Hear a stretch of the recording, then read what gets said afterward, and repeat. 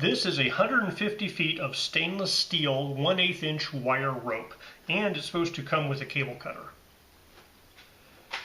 This product costs $60 MSRP, although I've seen it listed at $50 with a discount on Amazon.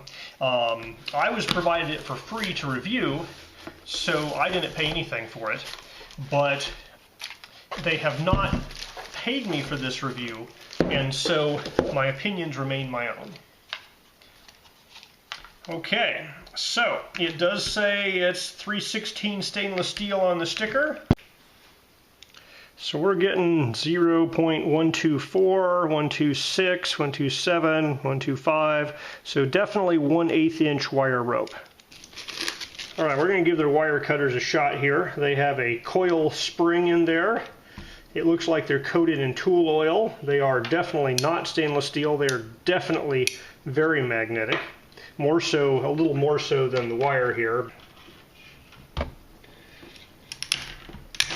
That works pretty well. You know, they're not top of the line cutters here, but they cut the wire, they do the job. This is very shiny on the inside there. So this is a pretty strong magnet. I got a piece of galvanized steel 3/8 inch cable to test against, and you can see when I bend this, there is a very strong attachment there. I have to bend that a lot before it snaps back. Now this guy here, the magnet does stick to it, but the attachment force is nowhere near as strong. So this is definitely a stainless steel. It's probably, you know, been cold formed into the wire, so it has a little bit of magnetism. I don't know for sure it's 316. It could be 304, which is much more likely to magnetize when you cold work it, but I do believe it is a form of stainless steel. Alright, I chopped about 1 inch long off, separated out the wires, and I'm just soaking this in household vinegar. That's 5% acid there.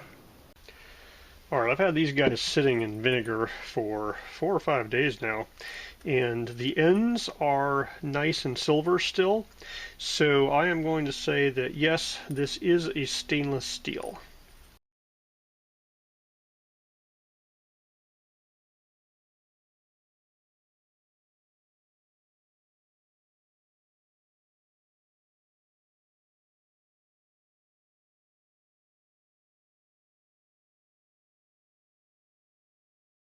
So I used the black stainless steel cable to hang this sunshade, which gives less visual appearance than a rope because it's nice and thin and black. I mean, unless it's against the sky, you can barely see it against trees and so forth.